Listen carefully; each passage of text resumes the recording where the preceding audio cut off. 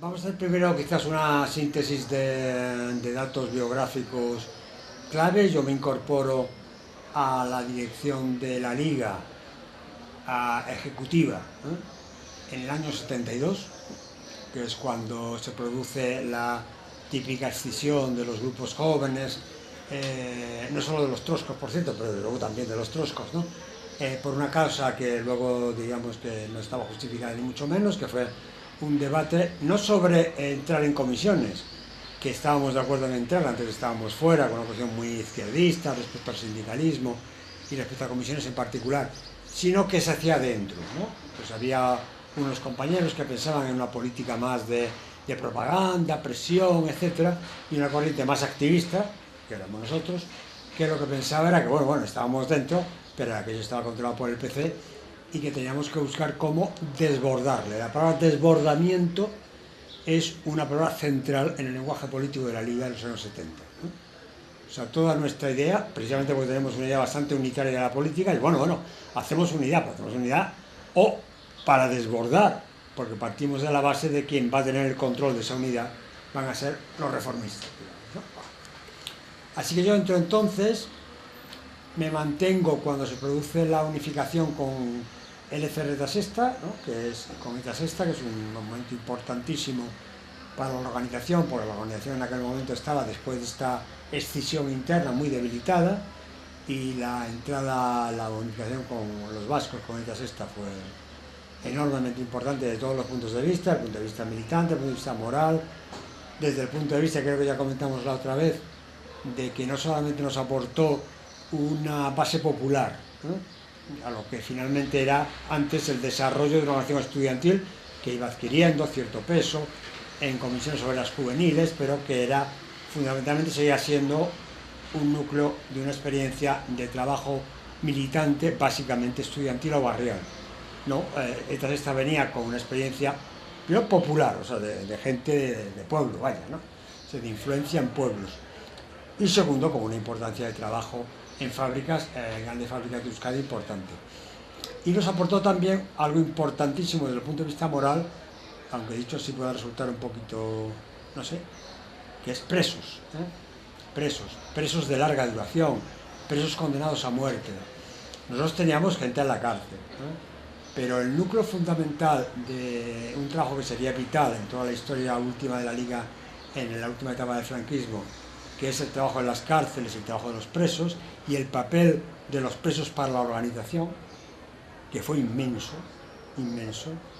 en buena parte tiene que ver con los presos vascos, que son más, ¿no? Y sobre todo porque además algunos de ellos arrastran penas de muerte, han estado implicados en el proceso de Burgos, en fin, que son, y bueno, durante mucho tiempo tuvieron penas de muerte, y de hecho alguno de ellos, Iñaki Sarrasqueta, es yo creo el último de toda la lista de al final de amnistías, exilios, etcétera, pues el último que tiene condiciones legales para volver al país, ya muy tarde, en el 78 o algo así, es Iñaki Sarrasqueta. Así que nos aporta eso, ¿no? La idea de que tú tienes esa, digamos, deber moral de luchar, pues porque hay que acabar con el franquismo, pero acabar con el franquismo es romper las cárceles, ¿no? Eso es para la Liga un compromiso moral, una fuerza, un sueño.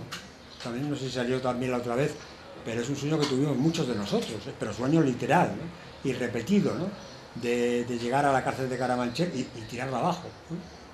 Que luego también las frustraciones de lo que no ocurrió tiene que ver con los sueños de lo que queríamos que ocurriera, ¿no? Todo esto es algo que se origina a partir de la fusión con Sesta, ¿no? Entonces yo estoy en esa dirección, estamos por parte, digamos, LCR, estamos Jaime, está Jaime Pastor, está Lucía, su compañera, está Joan Font, que es un compañero catalán, que es de hecho de los primeros que empieza a hacer trabajo fuerte en comisiones obreras juveniles, y que ahora nada, pues tiene una vida, tiene muy majo, pero vamos, tiene una vida sobre todo pues de familia y eso. Y está Martí Causa, que es una persona muy importante en la dirección de la Liga y que ahora mismo pues forma parte de la redacción del Viento Sur, pero tampoco tiene ahora mismo una militancia, digamos, formal, vaya. está en asambleas de 15M y todo eso. Entonces, este es el equipo nuestro en la dirección, uno de los cuales soy yo. Entonces, en aquel momento, desde el año 73, ¿no?, hasta el año 77 y siguientes, yo soy un tipo de la dirección que se ocupa fundamentalmente de trabajo internacional y se va ocupando de diferentes relaciones con localidades donde la liga va creciendo, ¿no?, o donde hay problemas. Eso lo compartimos más o menos, ¿no? Pues me he ocupado en diferentes épocas de Galicia, de Euskadi, de Cataluña, de Andalucía, relaciones internas. Y luego lo que podríamos llamar el equipo de dirección, que llamamos nosotros Buró Político, hombre, tenía un papel central, nosotros no teníamos formalidades de secretarios generales ni cosas de ese tipo, y de hecho teníamos un trabajo muy compartido y teníamos muy habitualmente debate, es una cosa que luego quiero destacar, ¿no? O sea que para nosotros lo habitual era que cualquier tema partiera de diferencias, o sea que no aquello de que alguien decía algo y estamos todos de acuerdo, no, sino que plantearas lo que plantearas iba a haber desacuerdos, muy grandes, muy pequeños, que iban a terminar por medio de un acuerdo y iban a terminar por medio de una votación, ¿no?, que se votaba muchísimo, ¿no?, y todo se iba a reflejar en actas y en boletines, ¿no? Pero es verdad que hombre, yo desempeñé un papel político importante en la liga, ¿no?, hasta el año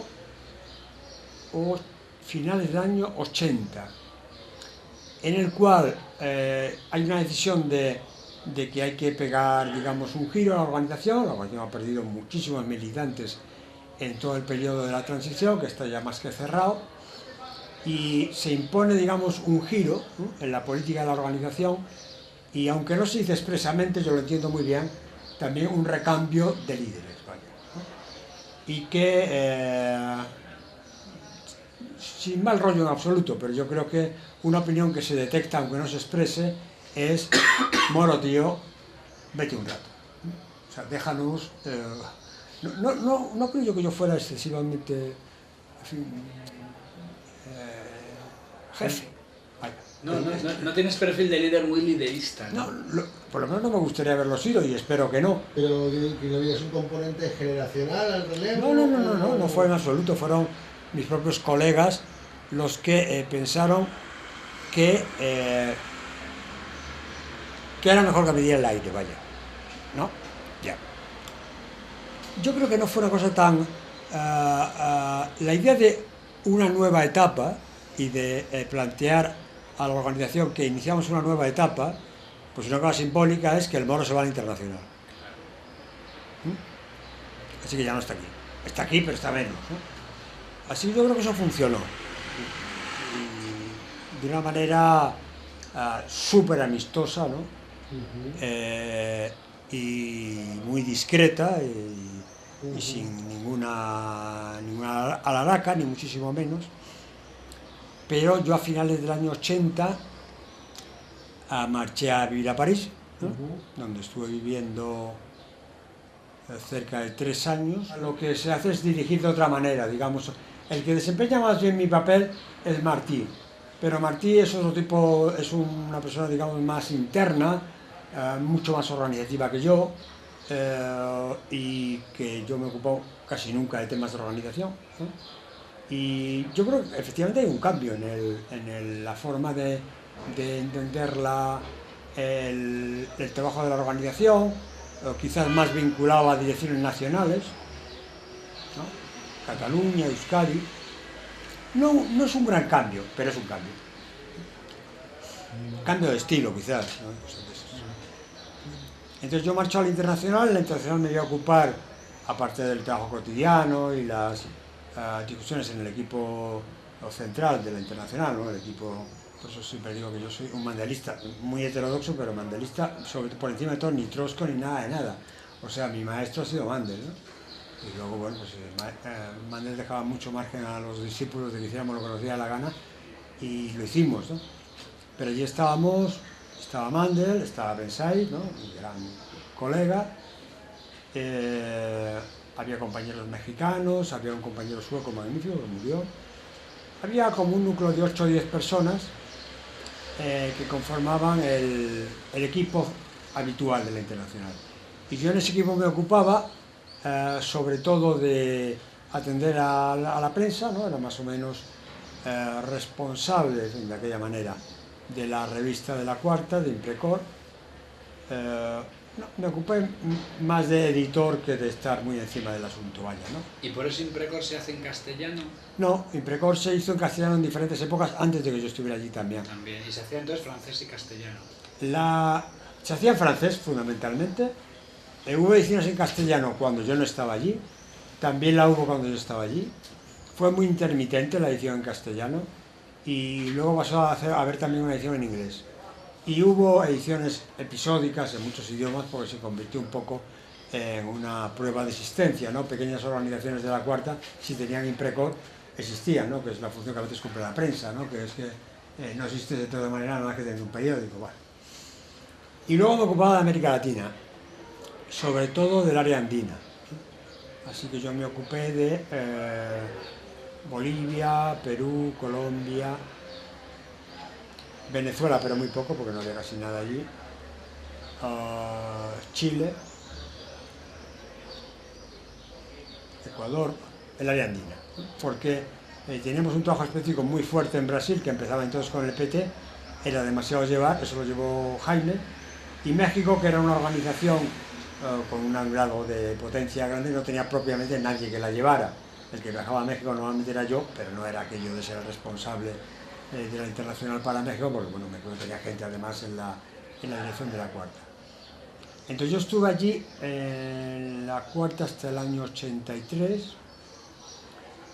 entonces volví porque tenía una nostalgia absolutamente imparable, ¿no?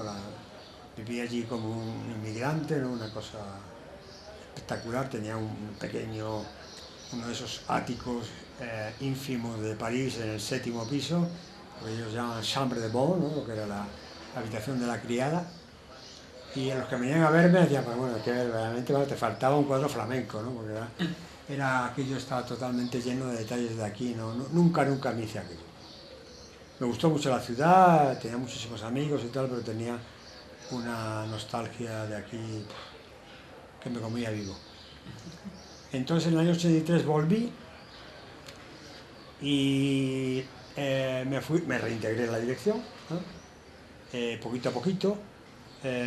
Rápidamente pasé a ser responsable del periódico, no inmediatamente, pero sí al cabo de un año o algo por el estilo. Y, hombre, la dirección estaba modificada, digamos, ya tenía otras formas de trabajo, el peso que tenían las direcciones de las nacionalidades, tanto de Euskadi como de Cataluña, era muy grande. El peso del trabajo social, con un grado de autonomía importante también. Así que yo formaba parte de lo que podríamos llamar un secretariado político que no tenía ese nombre, ¿no? Pero que era el centro de iniciativas, preparación de debates, cursos de formación, atender a necesidades de frentes, mítines. No era un trabajo que tenía un perfil muy definido hasta que yo creo que en el año 85, más o menos, me ocupo de combate, que se convierte para mí, que además yo soy periodista, pero además que me gusta mucho la prensa, ¿no? En general, se convierte en mi foco de trabajo hasta que termina combate y empalmo prácticamente con Viento Sur. Así que yo fui dirigente. ¿Qué eso es cuando termina combate? Combate termina pues cuando termina la liga, que es en octubre del año 91. Más o menos, no le pongo fecha, digamos, cuando nos disolvemos, el último número de la revista es un adiós a combate, que lo escribo yo y que cae muy mal, por cierto, porque cae muy mal, sobre todo en el MC, porque considera que es un texto demasiado nostálgico. En aquel momento había mucho la historia del célebre del partir de cero, esto es nuevo, tal y cual, y yo primero no lo leía, ¿no? Tenía mis problemas que ya aparecerá cuando discutamos sobre la unificación, pero yo escribí lo que sentía, y lo que sentía era decirle adiós a una etapa importantísima de la vida mía y de todos nosotros, ¿no? Y yo creo que fue considerado un texto inoportuno, o sea, demasiado liga, en un momento en el que convenía ir dejando eso, bueno, es razonable también la cosa, ¿no? Vas a una unificación, pues hombre, no cuentes demasiado, o no des demasiado importancia a lo que eras. Pero yo lo viví así, y la revista, la última página del último número, que os lo traeré para que lo veáis, pues no sé si se llamaría el último combate, me parece un poco duro, pero era algo de así, ¿no? Adiós a combate, además tenía un significado un poco ambiguo,